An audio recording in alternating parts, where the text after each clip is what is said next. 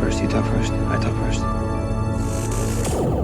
All right, everybody. Happy Sunday. It's the beginning of the week. It's usually when all the awesome Star Wars news drops. However, I'm recording this on a Saturday. I'd like to apologize, first of all, for not having an episode this Monday. You know, I had something planned, and then other things came up, and you're probably like, Han, what in the world could you possibly have come up in times like the coronavirus when there's nothing to do? And it actually has to do with my special announcement. So I know you're probably all wondering, like, what's your special announcement? What, you have like a guest from Lucasfilm that's gonna come on your podcast tomorrow?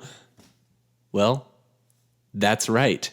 I am very excited to have the honor, the privilege, the luxury of having an official Lucasfilm artist, an illustrator, to come on board to Han Talks First and give us the inside info and what it's like to work not just for Star Wars, but this guy also works on Marvel projects and tons more Disney projects. And I'm not joking with you guys. Tomorrow, I'm going to have, on episode 46, Brian Kessinger. Brian Kessinger is a Disney employee. He's been working for them for over 20 years and on many different projects. Tarzan, Chicken Little, Frozen 2, and of course, Star Wars. He is an illustrator, a storyboard creator, an author, and he's amazing. And he has a beautiful story. And you'll get to hear all about it tomorrow. So please tune back in and listen to this very special episode that I have interviewing an artist for Lucasfilm. And trust me, you will not regret it. It's about an hour long, and we just talk Star Wars and have an amazing time. Anyway, that's the special announcement.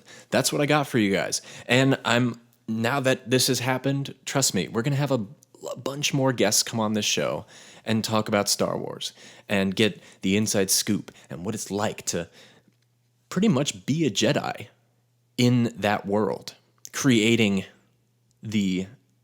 all the good stuff we get to see on screen or in books and comics, etc. So yeah, I could talk about it all day, just about the interview I had, but I'm just gonna let you listen to it because it's amazing. And I usually don't listen back to my episodes all the time, but I'm definitely gonna listen back on this one. So anyway, with that out of the way, we gotta address the big purple, mysteriously invisible elephant in the world, and that is the coronavirus, COVID-19. It's very unfortunate, you know. I hope everyone's staying safe and healthy and happy, busy, you know, preoccupied in these times, and of course, distancing yourself socially. I know it's hard, but if you're an introvert like me, then you're kind of like, nothing's changed. So I don't know. But Lucasfilm employees have now officially been furloughed, and it took a little while for it to reach, I guess, the smaller studios in Hollywood. But Lucasfilm has now furloughed their employees, so they're not working right now, and of course that also means without pay. So it's sad news. You know, all the projects will be put on hold. We don't know how this will affect The Mandalorian. You know, we do know that Mandalorian docu-series is coming to Disney Plus, which starts on May the 4th, which is so awesome. What I think is funny about that, though, is it's a documentary series about The Mandalorian. It's going to be 8 episodes long, and they say it's going to be like an hour each episode, and it's the documentary is going to be longer than the actual TV show right now, and I just think that's hilarious. But it's cool because we're going to get to find out all about this new tech that they've used for The Mandalorian and get into, I guess, the creation of Baby Yoda, that $5 million animatronic, and so much more. So I'm excited for it, and we'll break it down here too, of course. But along with talking about the coronavirus, there are some Star Warsian veterans who have passed due to the coronavirus, unfortunately. And at least two that I know of, and those two have been Jay Benedict and Andrew Jack. Now they were both actors in the franchise at some point. Jay Benedict, however, you haven't seen him on screen unless you watched behind the scenes, but both of these gentlemen are from the original trilogy. Jack Benedict played Deke Starkiller, who was Luke Skywalker's best friend on Tatooine. And you can go back and watch the deleted scenes from A New Hope, and you can actually see him there he was the friend that he was going to the Tashi station to pick up power converters with. That's which friend I'm referring to. But yes, he passed away, and the other one, Andrew Jack, he played General Kalain Emat. Forgive me, I'm definitely butchering that name. Callum Emat, something like that. Anyway, he was a general for the Imperial Army. And both of these were obviously not main characters, but it is very tragic and sad that we hear that, along with anybody passing, but specifically related to this show, a Star Wars actor. So do whatever you have to do. Take a moment of silence for these two guys. Say a prayer if you do that for anyone else, and especially the ones that you love and care about. But I saw this and I was very sad about it, and caught me off guard because with anybody really, you hear about the pandemic and how it's affecting so many people, but then once it affects like a celebrity or someone that then it really gets real. And I try not to get too nervous with this whole situation. Try to stay positive, try to stay busy, keep my mind off it, follow the guidelines. But sometimes you have to acknowledge that it's happening, and you have to go into it with empathy and understanding. So, it's very sad, but that's just something I know it's not good news, but I wanted to share that with you guys because I would have wanted to know myself. And the losses are a somber reminder that we should stay home and stay safe to prevent further spread of this virus, perhaps while watching a Star Wars movie, including all of the deleted scenes that our departed Mr. Benedict appeared in. So another kind of side announcement here, a special announcement. I have a friend that you all know very well. His name is Zach Valadon. He was actually on the second ever episode of Han Talks First, which we discussed the top 10 most iconic moments in Star Wars. And it was a great episode. We had a lot of fun. And he's actually returning next week. We are going to talk about what it means to be a Jedi. And it's a great episode we have planned. We got a lot of deep conversations. And with that, I was also invited to join him on his podcast, and where we talk a little bit more about philosophy, anthropology, all related to music. What he does is he has a podcast called The Pen, the Sword. And he interviews creative people and figures out what drives them and just has a deep, meaningful conversation about that. It's very inspiring. A lot of good people come on and talk with him. The episode you can find me on is number 8. That came out April 17th. And it's titled Aisa. Now, Aisa is the name of a music group that I am a part of and I have been a part of for many years. And he interviewed me and my counterpart. And we talk about music and the feeling of it, the experience, and what creatively and emotionally drives such a powerful journey. So please, if you have time, go check it out. Again, it's called The Pen, the Sword by Zach Valadon. The thumbnail or the artwork is a picture of a leaf with a little tag through a leaf tagged through a tag. You'll see it, but it's great. And then, of course, also go subscribe to him and join the group and just enjoy listening to creatives talk about what they love. Anyway, back to Star Wars, because that's what everyone is here for. Am I right? So I wanted to talk a little bit about something I found out before I get into the Clone Wars new episode.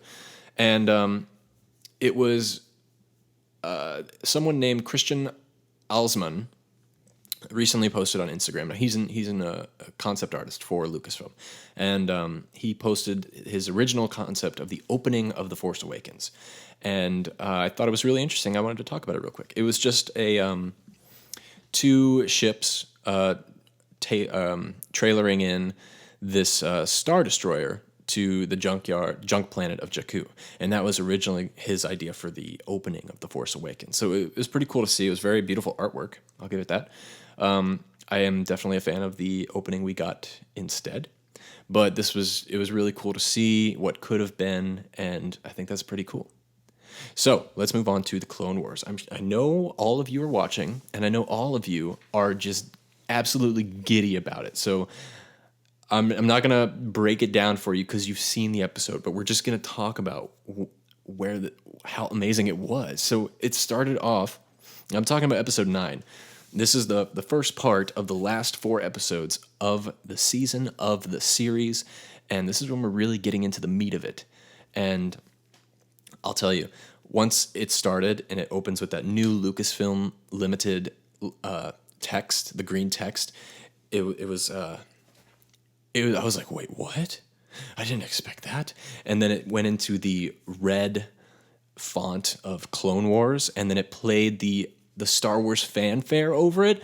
I think that's the first time that has ever happened, and not used just the one riff that it uses for the other episodes in the title sequence. But it felt like a movie opening, and this whole episode felt like the first part of a movie.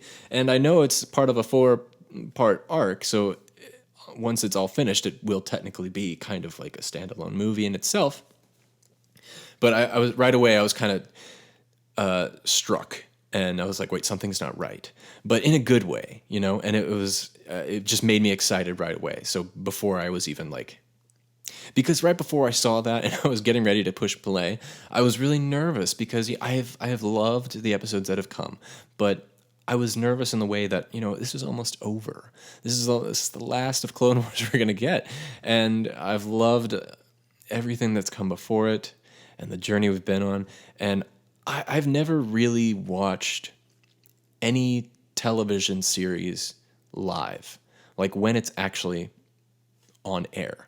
I've always watched stuff when it's old, not old, but, you know, not no longer a series or no longer on the television, like Scrubs and Friends, and I just started My Hero. I know it's still playing, but I'm not caught up. So this is the first time I've ever actually been caught up with something, and it makes me really happy about it. And I want to do it more. But I was just nervous that, you know, what if it's the same tone and pace and just like style as the last 8 episodes we've already been through. It made me really nervous because I really wanted it to go all out and just be everybody put all their eggs into the one basket and throw everything in except for the kitchen sink, as they said in the Revenge of the Sith documentary. And I'll tell you, I was not at all disappointed from the second it starts. It just starts off running, and it's the graphics are beautiful.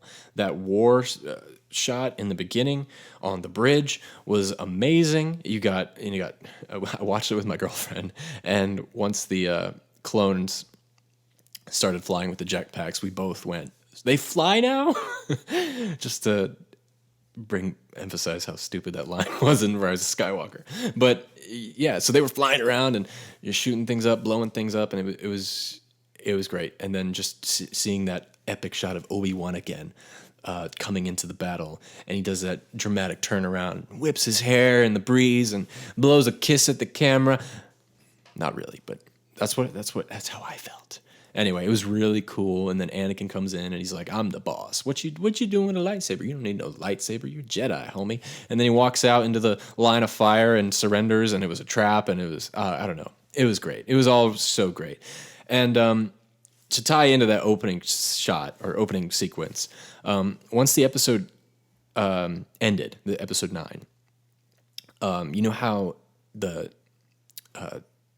template for Disney Plus will offer you a new suggestion to what to watch, and it happened to be the Clone Wars movie. So just played it, and, you know, wasn't planning on watching it, just having it on in the background. And I noticed that the opening scene for the Clone Wars movie, way back in 2000, and I think it was 8 or something like that, was a retelling of what we just got in this episode 9 of season 7. I totally would not have picked that up if I hadn't have played the movie right after. But if you remember in the movie, it opens up with this big bridge war sequence that's going on. And there's similar droids. There's the spider droids. And Obi-Wan's leading a fleet of clones across it, trying to get to the other side, etc. And Anakin's kind of a little shy and reserved, not fighting as much, or still in his learning phase. And then it was a great callback to this episode, because in this one he shows like, hey, I know what I'm doing now. I'm just going to walk out there and tell him what's up. So it shows like the progression of Anakin Skywalker too, which I thought was beautiful. And I would have never picked that up if I did not watch the movie right afterwards. So guys, go check it out because it's really cool. It's completing the series. You know, it's ending where it began. It's full circle. I think it's great. And these next 3 episodes are going to be killer, and expect so many more tie-ins as well. So, of course, there's a lot of good Ahsoka stuff. I think my favorite moment was with the scene with the clones' helmets, and they painted their helmets to look like Ahsoka. I didn't cry, but I wanted to choke up a little bit because it was so sweet. And I thought that was really nice, especially considering everything Ahsoka has been through. And another great moment was her getting her lightsabers back, and Anakin made some modifications to it. Now, I thought what was going to happen was she was going to turn them on and they were going to be white. And Anakin's the one who built those white sabers that she uses in Rebels.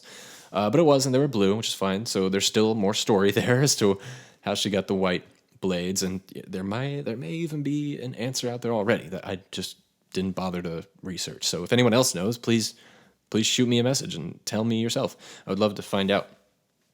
But that was a great moment too. This whole episode, it was just like revving the engine and getting ready for something big. You know, we got the beginning of the Siege of Mandalore, which has been talked about for so long, as far as within the fan community, just wanting to see what that was like, especially with the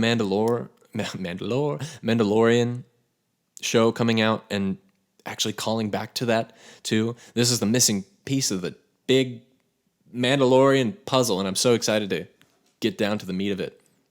But yeah, it's really coming together, and I know you guys are very excited about what's coming, and I know I am too, and it's gonna be very emotional, I can tell. One other thing I noticed that was really cool was the side mention of Shakti going on a mission to save the Chancellor Palpatine, which was a tie-in to Revenge of the Sith, actually, and being a deleted scene from Revenge of the Sith, where Shakti was on Grievous's ship in the opening sequence where Anakin and Obi-Wan go to rescue the Chancellor. So that was a nice tie-in. So it also tells you where we are in the timeline, right? It tells you that we are right before the beginning of the events in Revenge of the Sith. So one can only hope that this series is going to end right where Revenge of the Sith is going to begin, with Order 66, or just all the way through Revenge of the Sith. We don't know, but you could tell that with the shot that was in the trailer of the Jedis talking about where where Mace Windu says, I sense a plot to destroy the Jedi. It's directly from the movie. So we're definitely getting into the movie, and I think it just started. So we're probably going to see Anakin and Obi-Wan go away for a little bit, since they have to go rescue the Chancellor themselves. And probably going to find out more about Padme, maybe just a little bit. I'm not sure. And also, we're definitely going to get some Palpatine in there. And also, I don't know. There's so many things that could happen, and it's just all sprung out of excitement. So I don't know, guys. That's it. I thought the episode was great, and we're finally at where I wanted to be, and I can't wait where it's going. I realized I also never talked about episode 8 on the show. Episode 8 was okay. You know, it was. I think my favorite part was the Darth Maul hologram, and he kind of notices Ahsoka, right? But Darth Maul's back. He's finally back. And he was trying to set a trap for Kenobi. And man, this guy is ruthless. And he is so adamant on he's just revenge based. I think that's the only reason why he's still alive. I mean, obviously, that was the whole metaphor when he was brought back into Clone Wars, but literally the only reason Maul is alive is because of his hatred. That's all that drives him, which I think is fascinating about his character. But it was great to see him and running into Ahsoka again, and cannot wait to see them battle it out. It's going to be badass. Well, guys, that's really all I got for you today. I enjoyed coming on and telling you some talking about the Clone Wars, and we're going to do it again next week. But for now, thank you for listening. Please go like, subscribe, leave a review on Apple Podcasts if you can. It honestly would help me out so much. Tell your friends about this podcast. We need some more listeners. Anyone who can help this fan base get a little bit more positive and connective. And also, if you're interested, go to the social medias. Hit me up, send me a message, share with me your Star Wars story. And I don't know, just so we can talk. I would love to hear from you guys. And another reminder that tomorrow, please tune in. The episode is dropping early in the morning, and it will be my interview with Brian Kessinger. I'm telling you guys, you do not want to miss it. It's a fabulous interview. But thanks again for listening. And now, somehow, some way, somewhere, this week, may the Force be with you.